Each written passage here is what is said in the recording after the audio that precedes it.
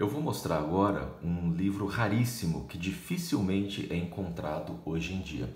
É esse aqui, a primeira edição do Evangelho segundo o Espiritismo, publicado em 1864. Veja que na primeira edição, Allan Kardec tinha colocado o nome de Imitação do Evangelho. Nas edições seguintes, ele retirou a primeira parte e ficou como o Evangelho segundo o Espiritismo. Então veja aqui a primeiríssima edição de 1864. Eu vou abrir para a gente ver por dentro. Aqui o título que depois foi um pouco modificado. E aqui a folha de rosto. Imitação do Evangelho segundo o Espiritismo, contendo a explicação das máximas morais do Cristo, sua concordância com o Espiritismo e sua aplicação às diversas situações da vida, por Allan Kardec, autor do Livro dos Espíritos. Aqui a frase já muito conhecida também: não há fé inabalável, senão aquela que pode encarar a razão face a face em todas as épocas da humanidade. E aqui embaixo a data de publicação. Eu vou dar uma passada aleatoriamente nas páginas para vocês poderem ver. Ali instruções dos espíritos, a caridade material e a caridade moral.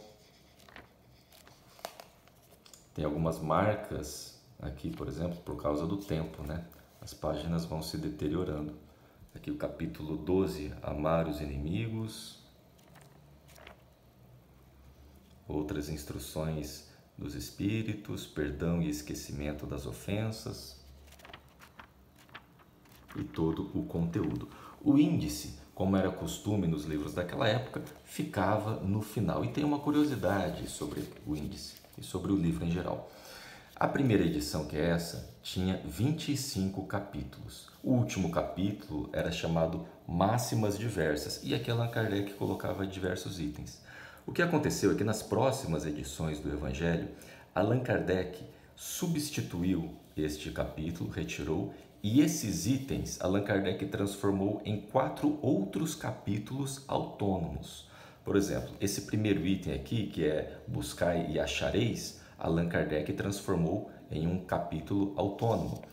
Outro item aqui, dar gratuitamente aquilo que você recebeu gratuitamente. Allan Kardec transformou isso em outro capítulo autônomo também. Por isso, atualmente, o Evangelho tem 32 capítulos. Esse último, que era chamado de Máximas Diversas, ele foi modificado e Allan Kardec manteve todo esse conteúdo, mas ele organizou de forma diferente, distribuindo em 4 outros capítulos. Existe uma outra curiosidade ainda. No final do Evangelho, até hoje tem esse capítulo, que é a coletânea de preces espíritas, e também o capítulo anterior, onde ele fala sobre a prece.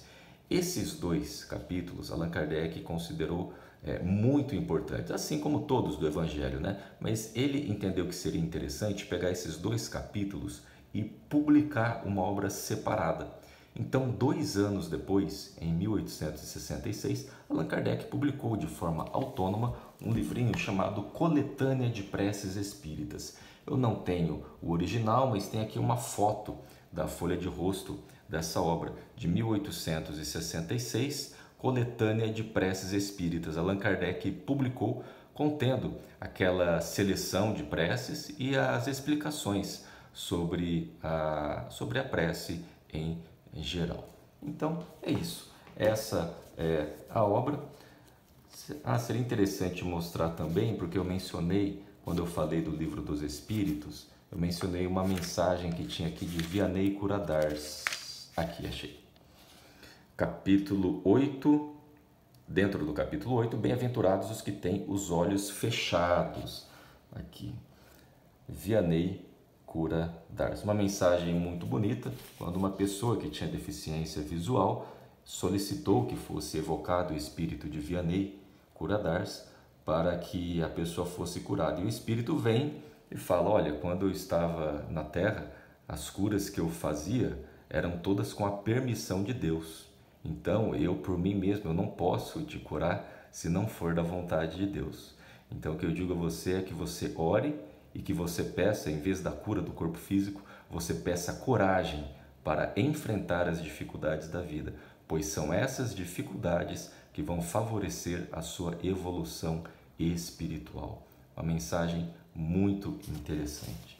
Então, é isso. Esse é o Evangelho segundo o Espiritismo.